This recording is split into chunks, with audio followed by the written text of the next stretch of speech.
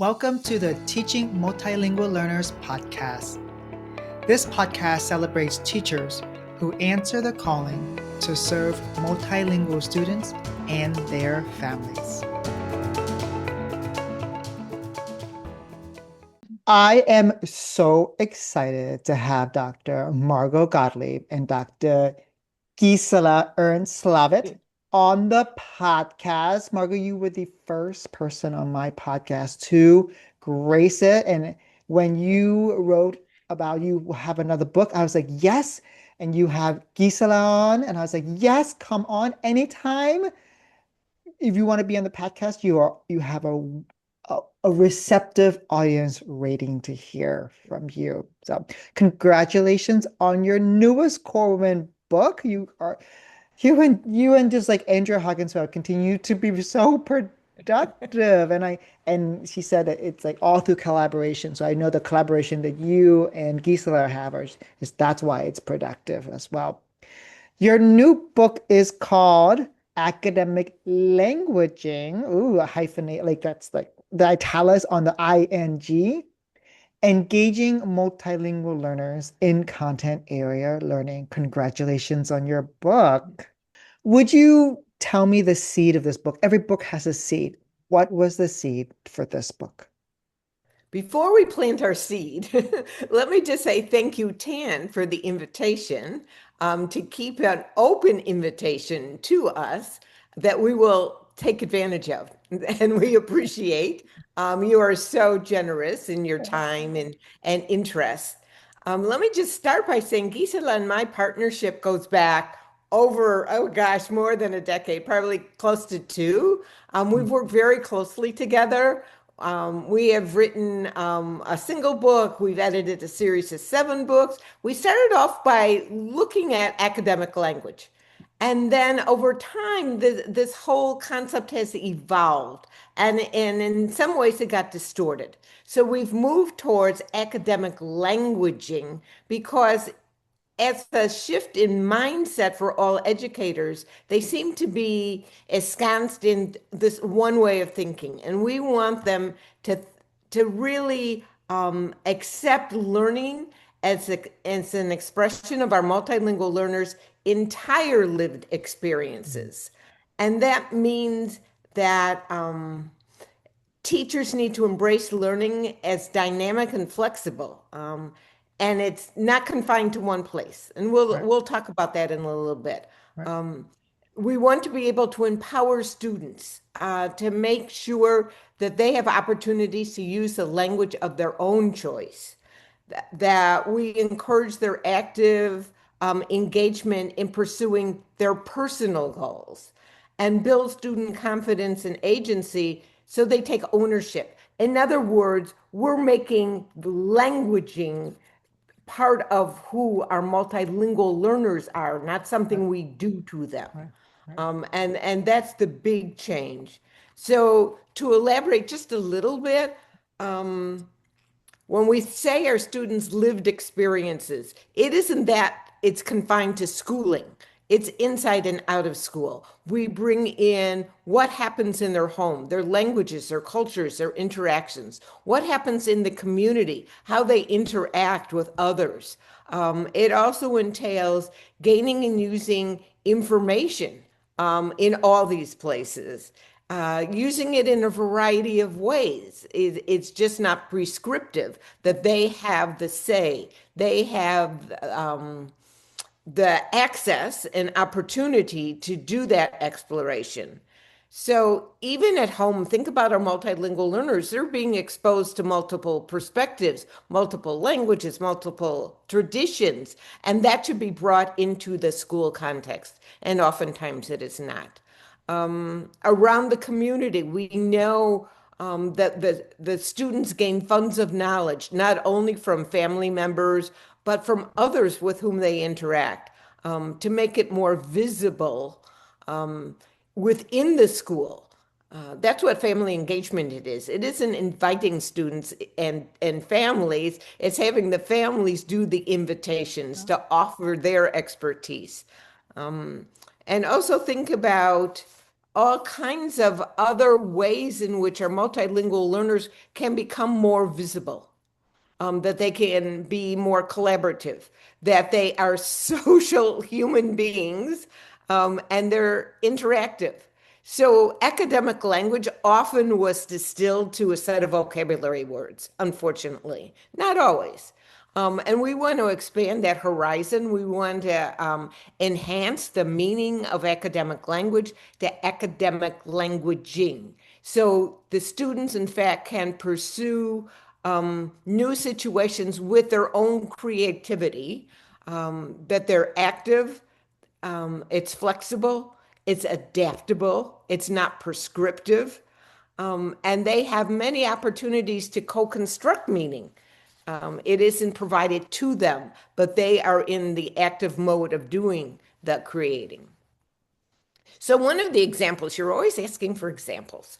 So what we've done in our book is for every single chapter, we have provided one or two models that could be used in the classroom as to this is a way you might pursue academic languaging with your students.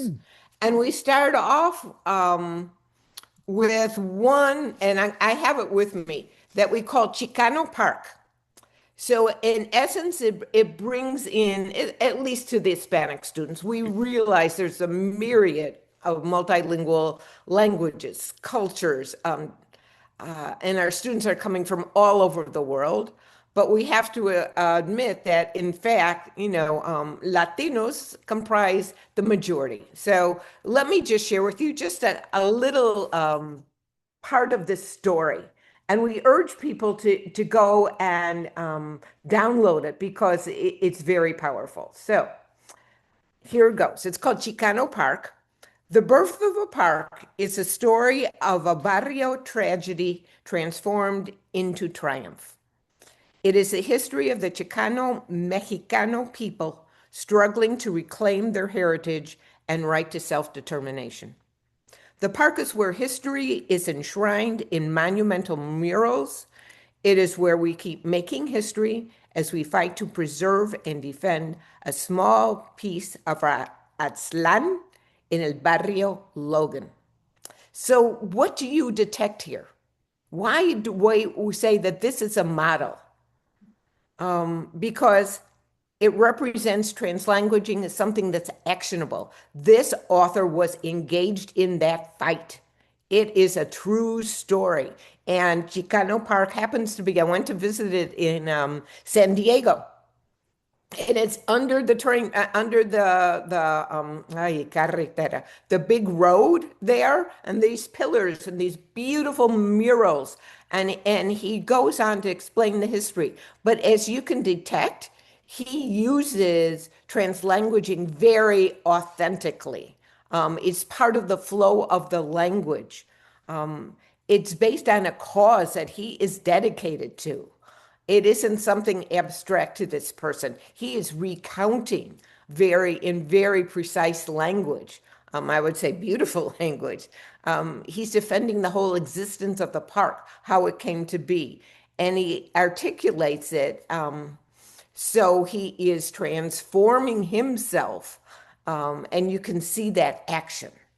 So, in essence, what we're trying to accomplish in the book, not only take the notion of academic language and making that transformation to academic languaging, but showing how it's manifest across each of the major content areas. So when teachers read it, they can see, well, how does it apply to language arts and science and social studies and mathematics? That's our aim, and we hope teachers can take on our cause. Right. Gisela, do you want to add anything to what Margo talked about in chapter one? Yes, thank you, Tan, again for the invitation. I think one of the most powerful aspects of this work, and Margo has already touched upon that, is acknowledging the language development doesn't begin or end in the classroom. Students come to us already fluent in navigating multiple worlds, cultures, contexts, spaces, and that includes how they use language. And in the classroom, when we make space for that, we move beyond language as compliance, as something to be learned. Instead, language becomes as a way of connecting. Uh, that's why we talk about culturally and linguistically sustaining instruction as a critical part of academic languaging because it bridges content and language in the way that's relevant, respectful, and real. It gives students meaningful access to the content, the curriculum, because it starts with who they are, not just what they need to learn. Let's continue from what you just said with chapter 2. It's called Anchors for Teaching Multilingual Learners. Can you talk about that and provide an example? Yes, our work is anchored in the literature and current research. We have selected 10 anchors that guide our work about academic languaging and teaching multilingual in multilingual classrooms. These anchors are not just a checklist. They are not just a way of seeing multilingual. They are instead a way of seeing multilingual learners as who they are: brilliant, resourceful, whole human beings whose languages, cultures, and experiences are essential to their learning, not obstacles to overcome. Um, let's start with what we call the North Star, the most essential anchor of all. That is intentionally recognizing, integrating, and celebrating the strength multilingual learners bring. This is where everything begins, as I said earlier. When we see students' home languages and cultural practices as assets, our entire teaching approach will shift, correct? Instead of helping them catch up, we start building from what they already know. A few principles shape this mindset. For example, multilingual learners come to school with a wealth of resources and lived experiences. Yeah, we all agree on that. We also agree that language isn't fixed. It's flexible, fluid, and shaped by interaction. And over the years, we have learned that because of research and experience, that language grows best when students use it with purpose and meaning. Now let's talk about one of the most practical, powerful anchors, learning from your students. Yeah, we always talk about know your students and all that. And schools, have intake forms and assessments. But getting to really know your students needs to start on day one. And it's not just about language scores um, or whatever background information we have. It's about listening to their stories, understanding their trajectories, and being thoughtful in how we ask questions to find out information about them.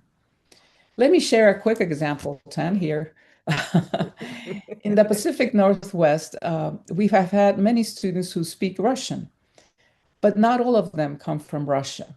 Some are from Ukraine. 10 or 15 years ago, that distinction often went unnoticed because many Ukrainian students also spoke Russian. But today, that political and cultural context is crucial.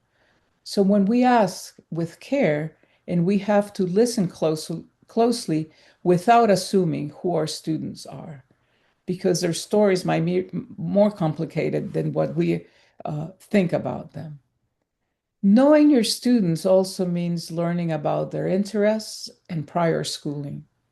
I remember this story from many, many years ago, teaching in Florida. I had a fourth grade newcomer from Romania. One day he came carrying a thick book, science book, in Romanian, and sat and read it out loud. And then we all kind of looked at him. And then he explained, I just wanted people to know that I could read, even if it wasn't in English.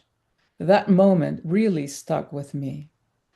I'm not going to go through all the anchors, but let me just touch upon another anchor that often flies under the radar. As teachers, we have to be aware of our own language. Think about it. Everything we do in the classroom is through language. Are we modeling the kind of academic language we want our students to learn, to use? Are we giving them space to use it themselves? Let's think about a word like metamorphosis, in Spanish, metamorphosis. Students aren't going to learn it unless they hear it and have a chance to use it for meaningful purposes in a conversation, not in a worksheet.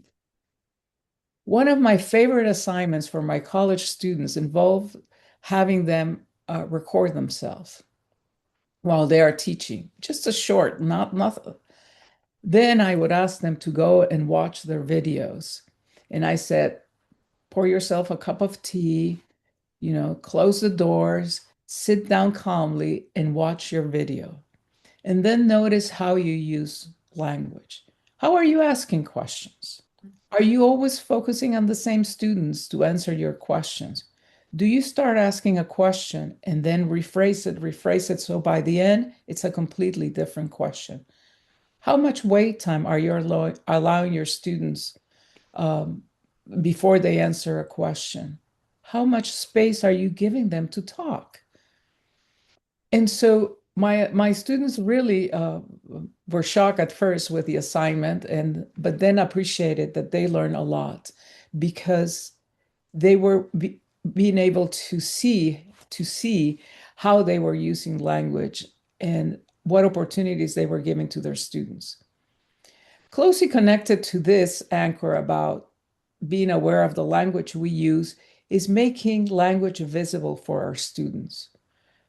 Expert language users, we think we sometimes forget how obscure language can be, especially when we use idioms, slang, or culturally specific references. Think about the phrase throwing a curveball. Great for a baseball fan, but if you haven't heard that phrase before, what does it mean? That's where Margo talked about model texts already, and that's where they come in. They're one of the core strategies in our book. They allow us to show students, not just to tell them how language works in context. They help us anticipate which words, structures, or references might trip students up and give them real examples of how to navigate language successfully. As Margo also referred earlier, academic language is not just about vocabulary lists or sentence frames. It's a dynamic relational process deeply rooted in our students, with their trajectories, where they come, and how they take meaning in the world. The 10 anchors we use in the book, and especially the ones I just mentioned, offer powerful reminders to teach with care, clarity, and curiosity. Margo, before we go to chapter 3, which is about language arts and languaging, is there anything you want to add about anchors for teaching multilingual learners? I'll just reiterate that for us, the anchors have provided both of us as longtime professionals in this career, the guideposts that we have lived by in teaching and learning.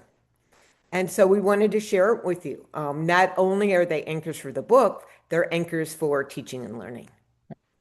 And if for those who want to know the other 8, like I do, you're gonna have to buy the book. We just gave you 2. You'll have to read the other 8 in chapter 2. So let's talk about academic languaging for language arts. What does that look like? Can you give an example?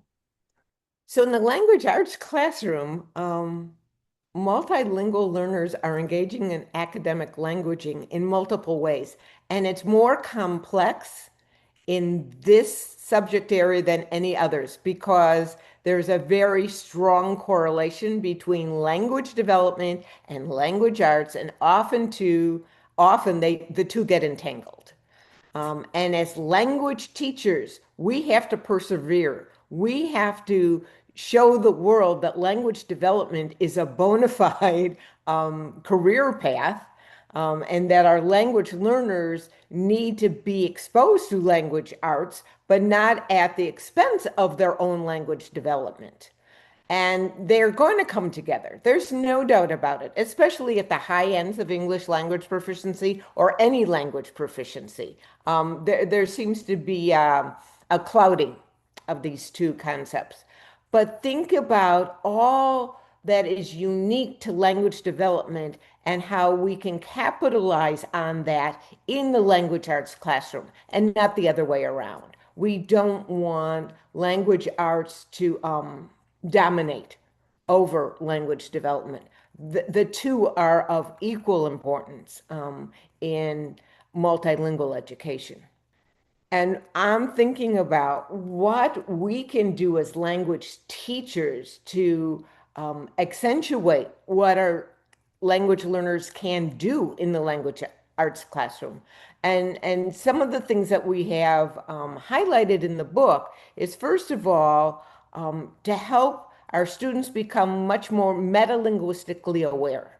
They're coming to school with multiple languages, and yet we don't advantage these children by using their multiple languages. As Gisela said, of course, everything we do should be assets based. And viewing these students as coming with richness and taking that richness and building on it and creating a synergy between their multiple or among their multiple languages. So students can see the beauty of all the languages they speak as they come together through this notion of metalinguistic awareness. Sometimes it's confined to just contrastive analysis. What does this sound in one language versus a sound in another language? It's much more than that. It's understanding, as Gisela said, some of the nuances of the language. Being exposed to literature in multiple languages, to the traditions in this literature, to the characters, gaining multiple cultural perspectives, seeing the world through the lens of so many other people than those in front of themselves.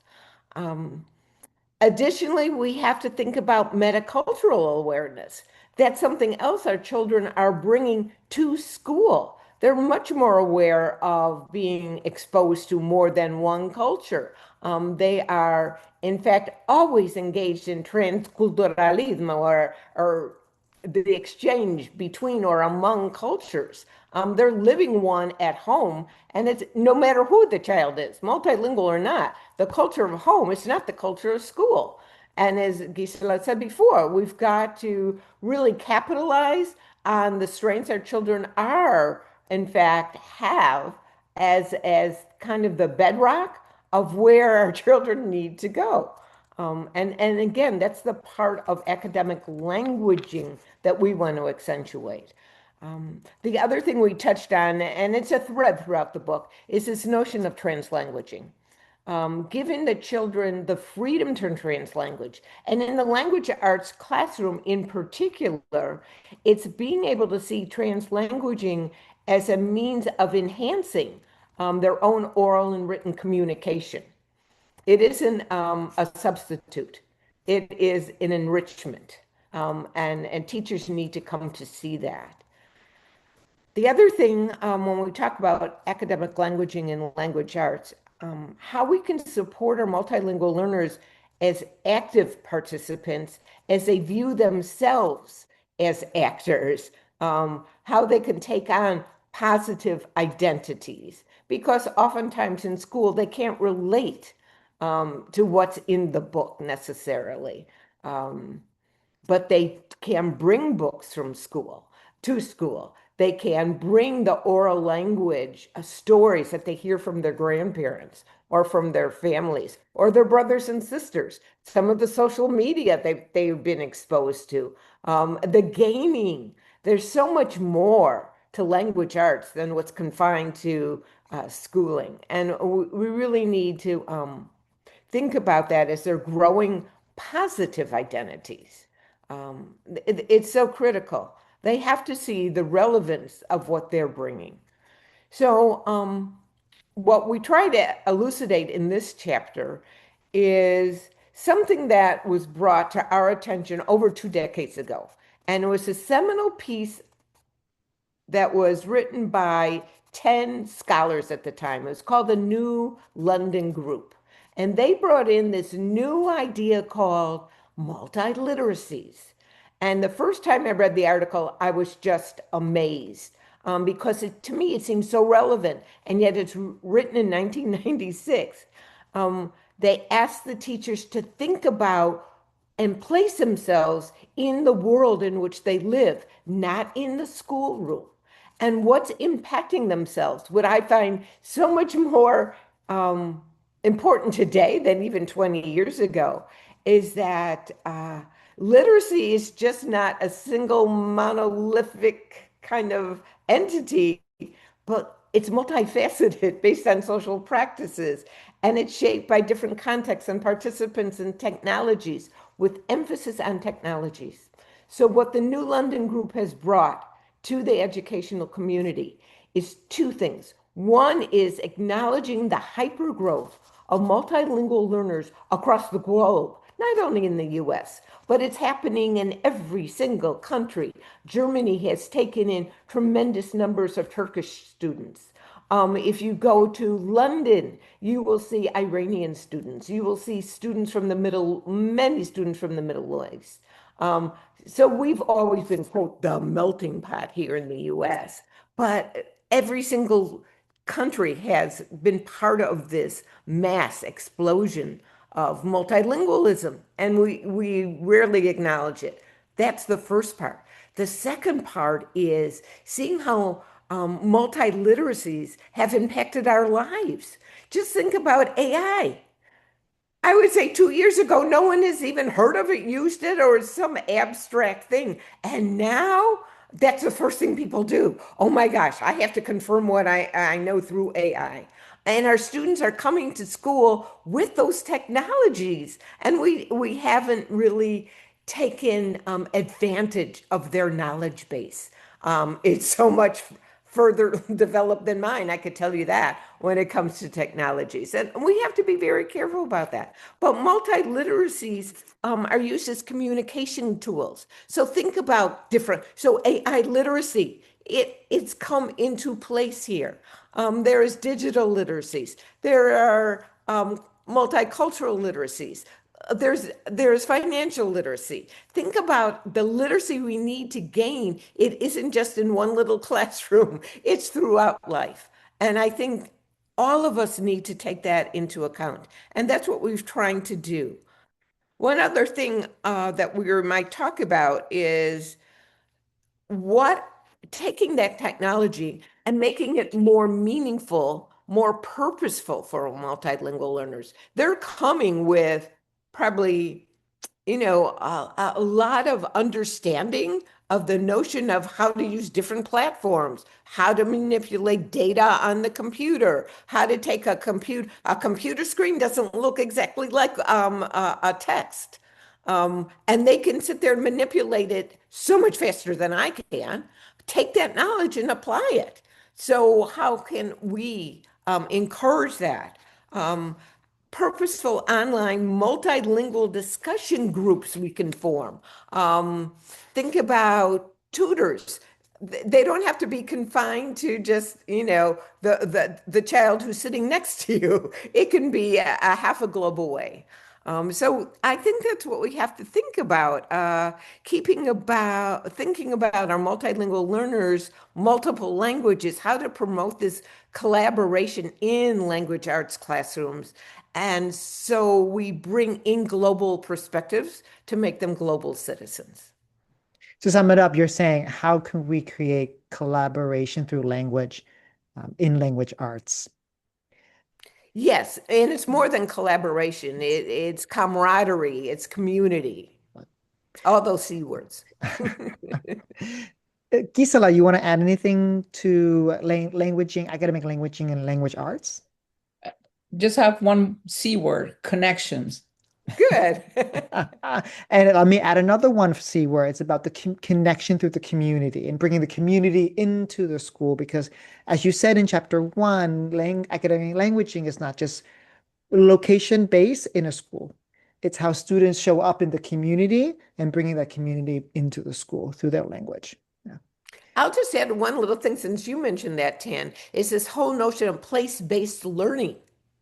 Look at examples in Hawaii, in Colorado, Vermont. They're exemplars of how you bring the whole environment, not only places, but the surrounding ecologies, how that becomes part of learning.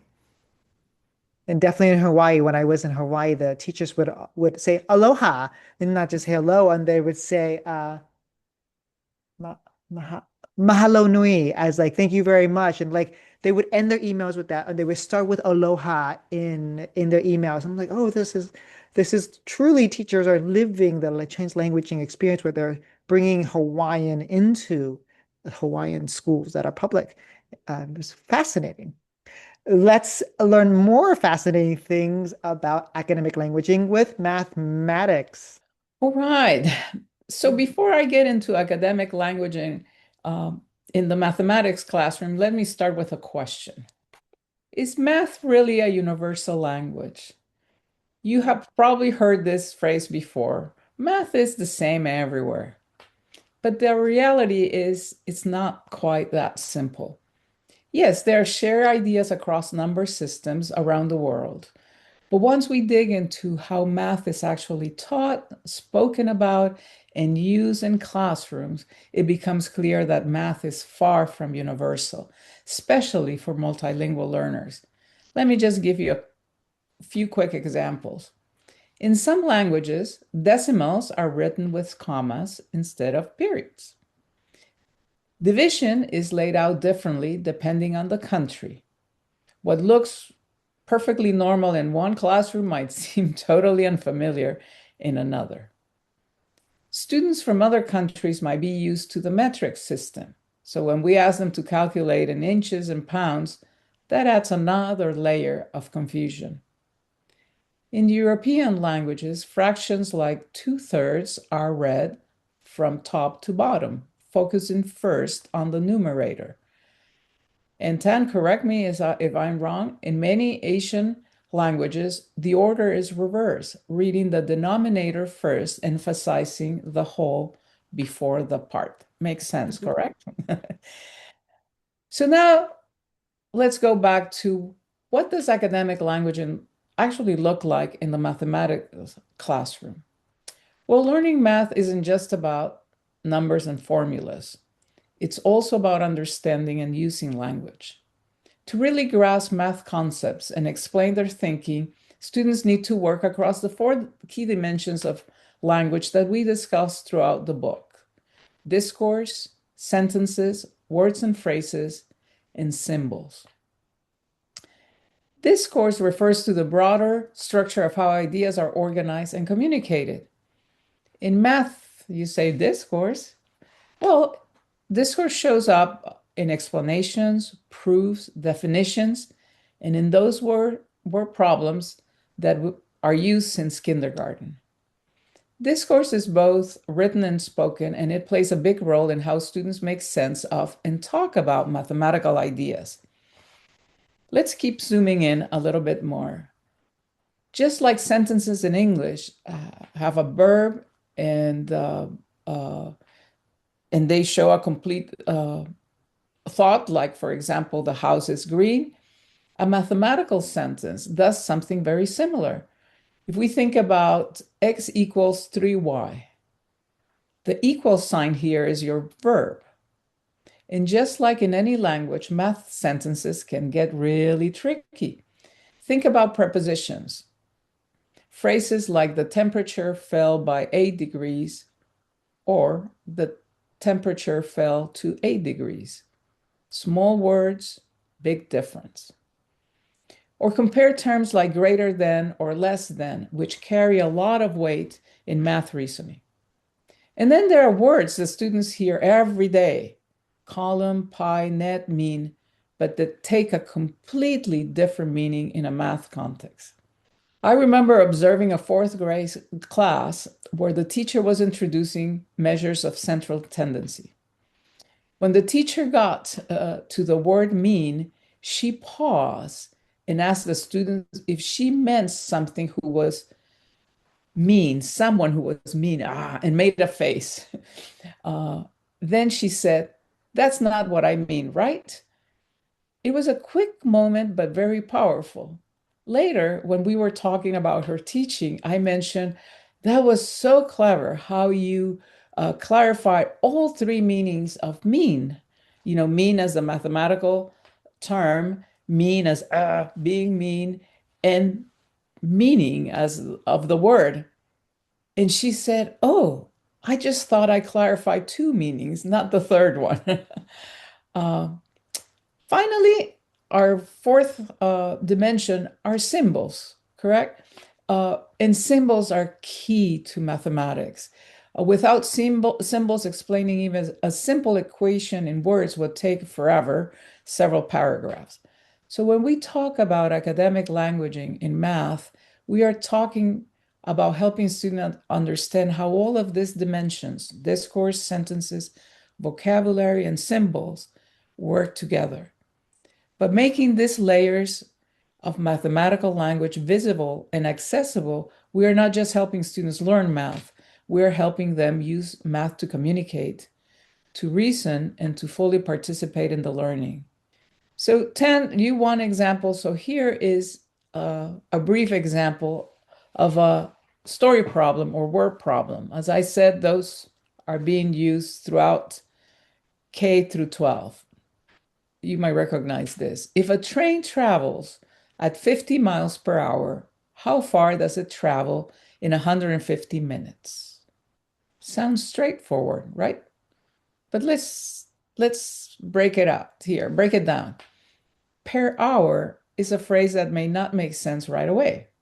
It's a shorthand for every hour. The question uses indirect language. How far does it travel? Instead of a more direct version like, how many miles will it go? And maybe most importantly, there's a hidden step here, converting 150 minutes into hours before solving. And that's like a conceptual leap hidden in language. For multilingual learners, for all students actually, but especially for multilingual learners, that's a lot to unpack before they can even start on the math. So, what can we do? In our book, we present examples and possible ways to tackling story problems. For example, clarify the problem with students. Rewrite problems to make them clear or adding visuals to help them see what's really being asked. The key here is for teachers to be aware that many story problems might not be measuring mathematical understanding, but language. And thus, it is important to make students aware of those challenges.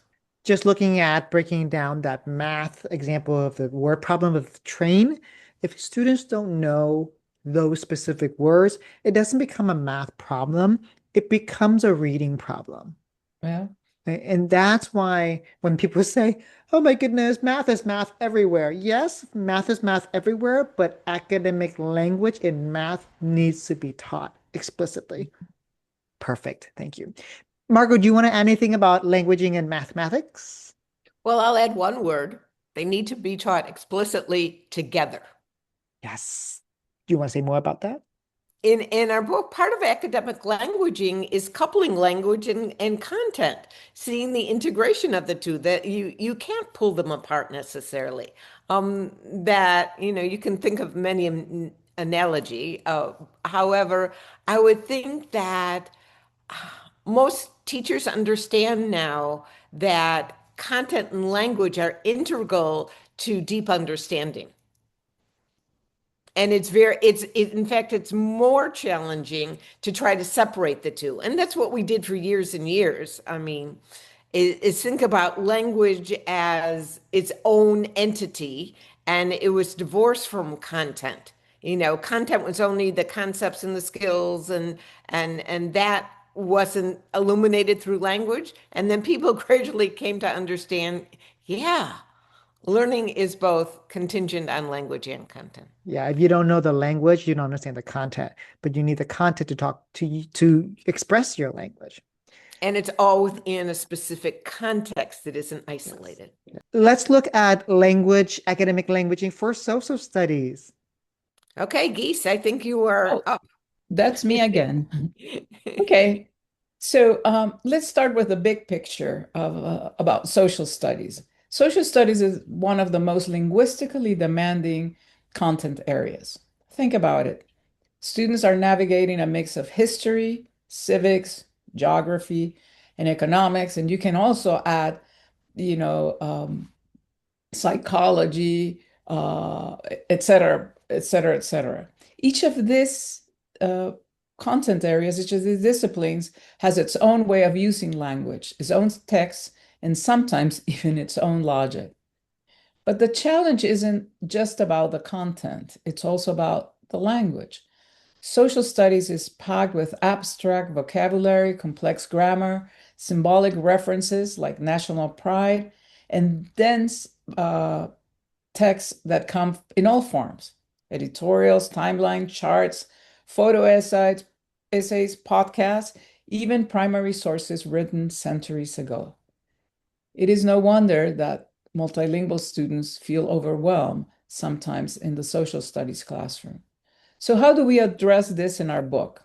Well, a good place to start is by knowing our students, like we said earlier, not just their language proficiency levels, but their full stories, where they come from, what languages they speak at home, what experiences they bring to school, and what matters to them.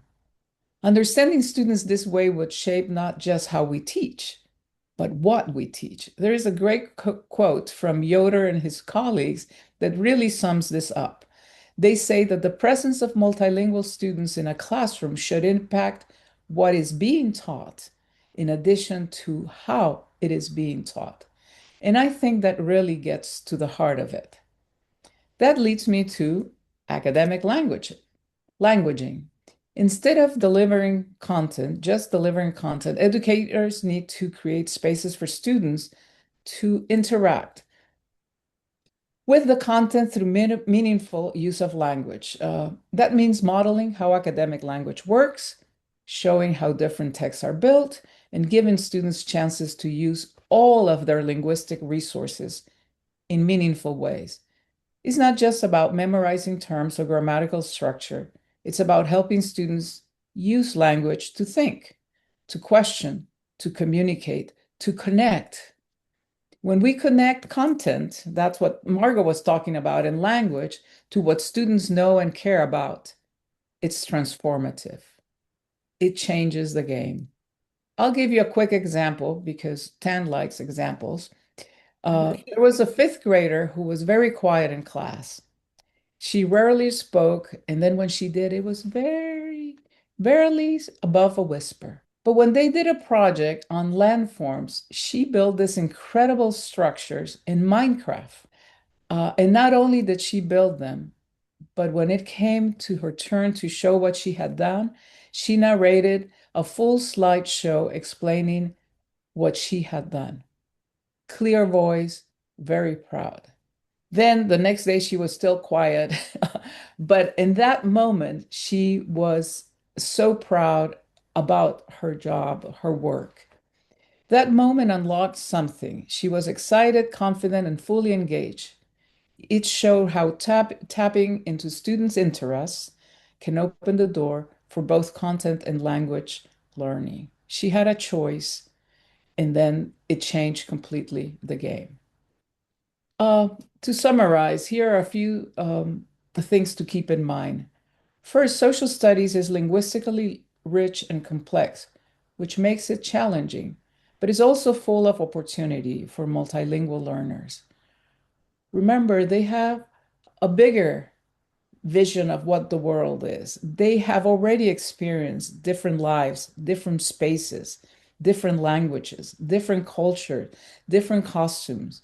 So, so for them, the world, they have a larger understanding of the world. Second, the key is to know your students.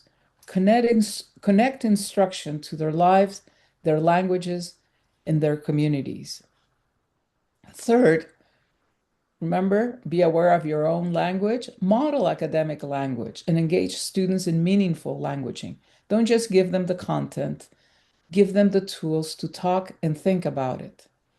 And finally, make room, a lot of room for their voices, whether it's through storytelling, digital tools, or inquiry-based learning, and all the other things that Margo talked about when talking about multimodalities and multiliteracies. When students see themselves in the curriculum, they show up in powerful ways, like that little girl after she did her Minecraft project. She felt seen and not just, uh, she felt seen through the teacher allowing her to create through Minecraft. It's beautiful, an example. Margo, do you want to add anything about social studies? I was just thinking that teachers have an additional responsibility in the social studies classroom. I think that they should be able to filter out all the biases that seem to creep into the curriculum.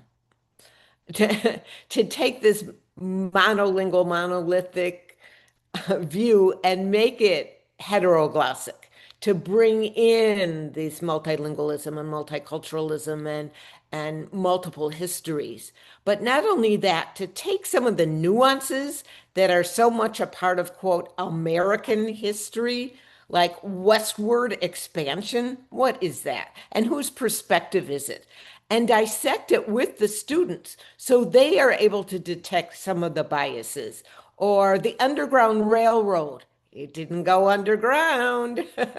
So all these nuances that we are so ingrained in, as if in fact we were born and raised here.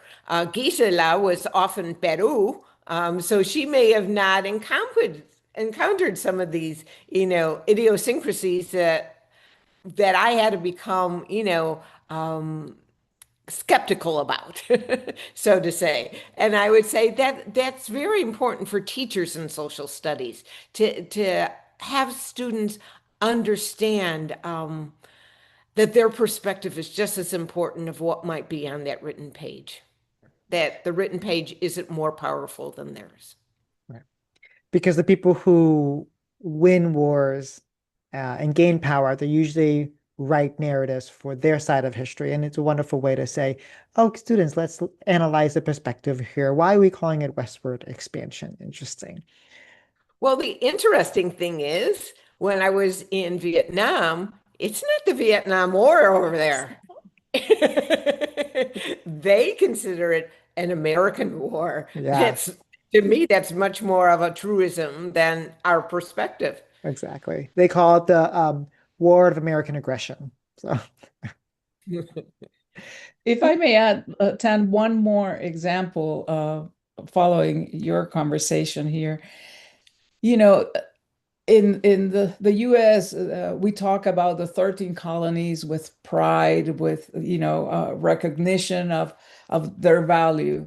Well, but the word colony, colonization in many other countries brings images of enslavement, terror, uh, colonization, correct? The taking over and having lost culture, languages, etc. And so just being aware of those contrasts is very important for teachers.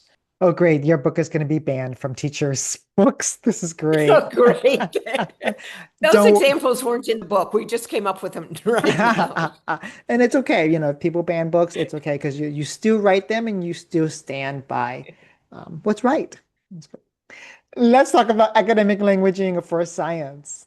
All right. So, in the area of science, um, I think most everyone can see the rationale as to why we have changed this noun of academic language to a verb.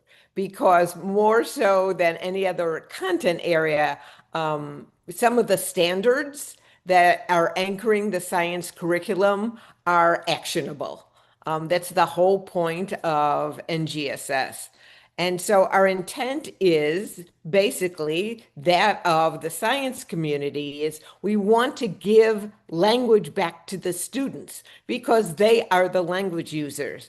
And we need to accept their full linguistic repertoires in order for them to make sense of the world. And in science, it's the phenomena that they get to explore to understand the world around them.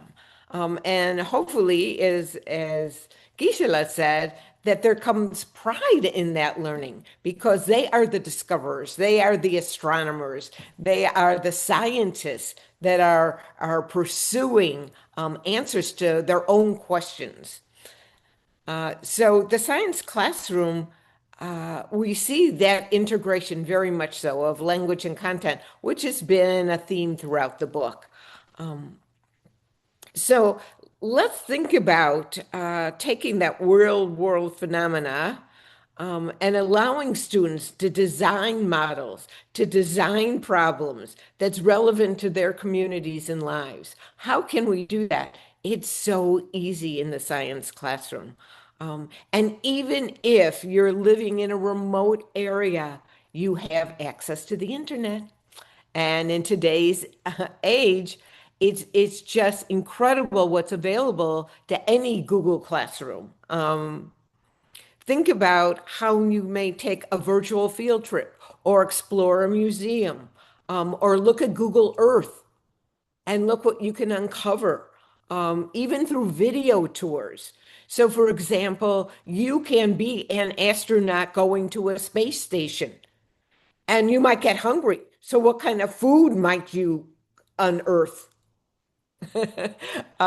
We have an example in our book of these astronomers who've been stranded in space. And so, what would you like to eat in space? We put students in that position. And so, the model text in our science chapter, one of the models is making ice cream in outer space. And so we give you a recipe and let students pursue it. So they, in fact, can live that part. They may never ever get to a space station, but they can imagine what it's like. They could assume that role. And so we want them to have this special diet. So it replicates the experience of astronauts. And that's what science is all about. Making discoveries based from your own curiosity.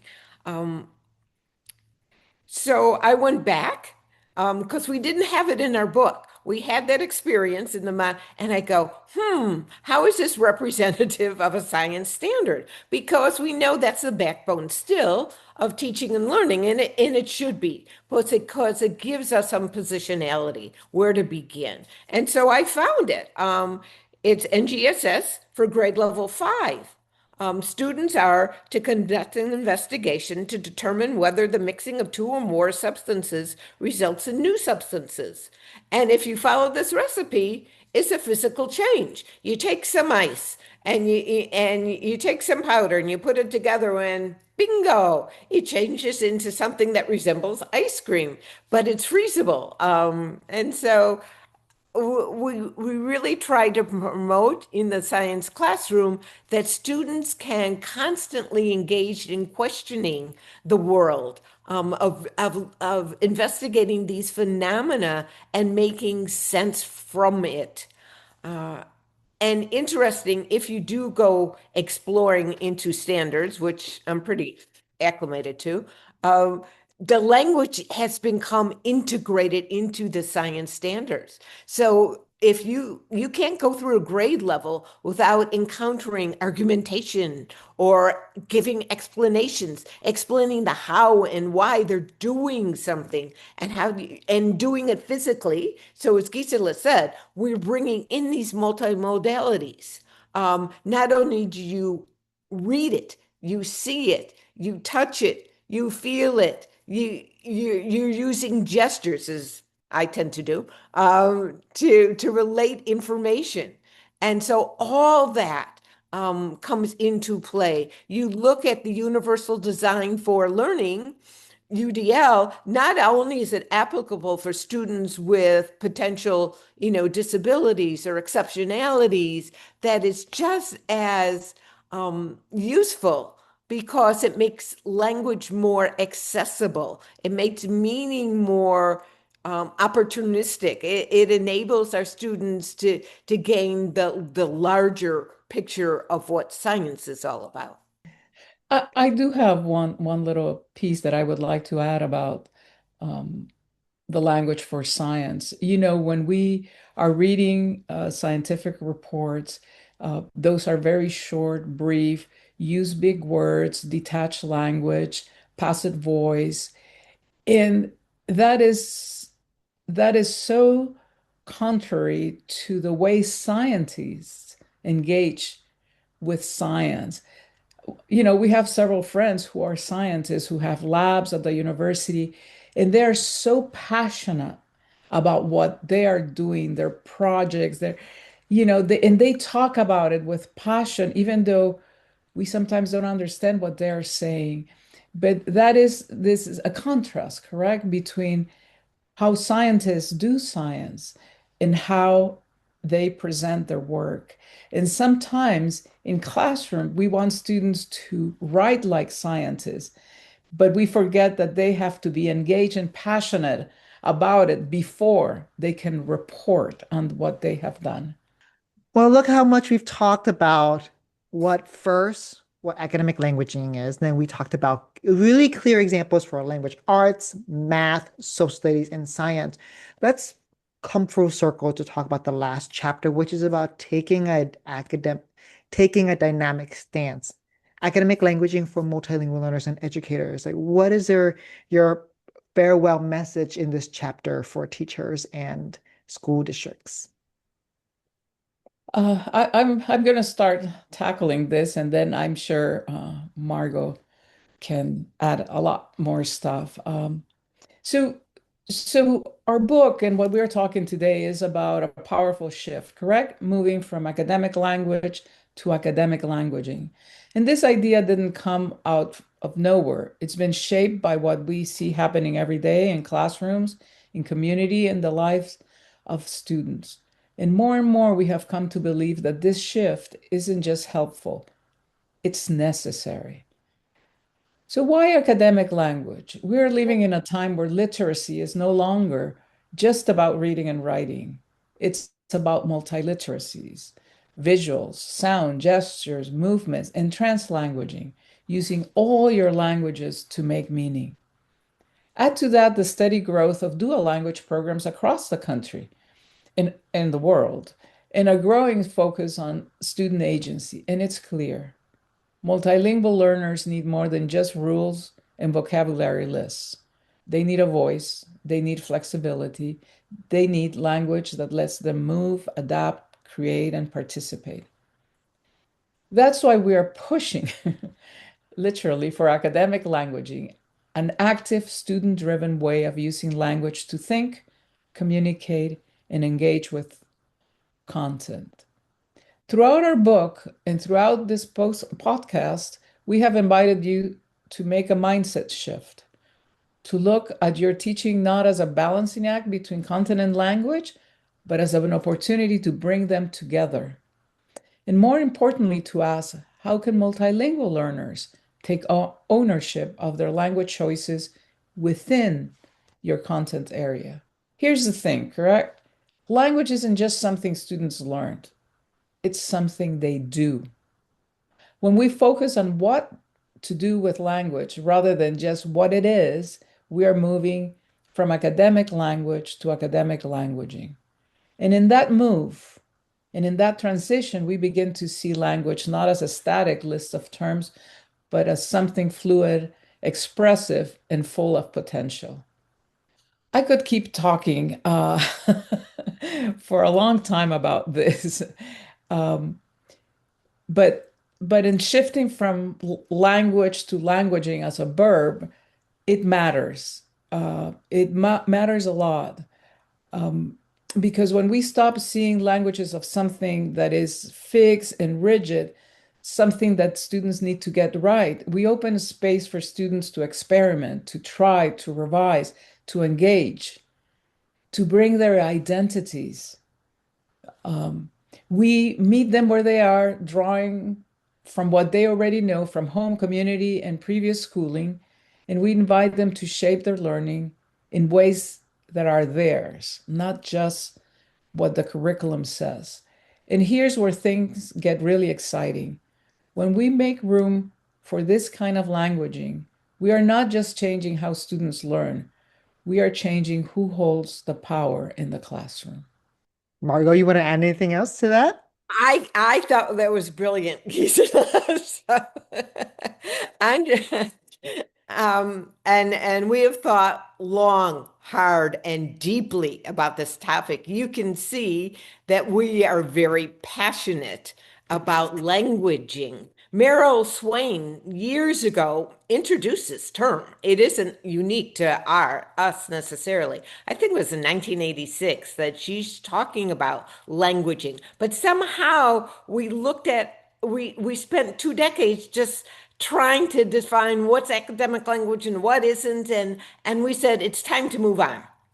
And so that's our attempt to add to the literature, to take this turn. Um, Stephen May talked about the multilingual turn quite a bit ago. Well, we're taking multilingual, multicultural, student-based, assets-driven learning and to hopefully a new height. That's what we're trying to do. Uh, and so I think I wrote down a little something that the third grader wrote that's in our book, and maybe we should end with that. So here's what she said. She liberally intersperses her languages. If you look at the written text, you're challenged to decipher it, but the meaning comes through. And it's a topic that's very universal that, tends to be used quite a bit in school, but it accentuates the strengths of this child. And you can see it no matter where you are, um, wherever she is on this language development continuum, you can envision how her assets can be nurtured. And that's one of the anchors. Let's take where they are and build on their knowledge base, build on their language base, and do it together. If we want to do it in interdisciplinary ways, that's fine too.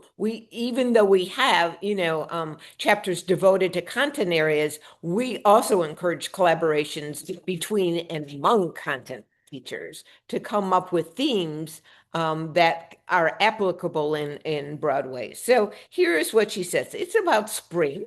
And even though we are in the US hitting upon fall, just think on the other side of the world, it's almost spring.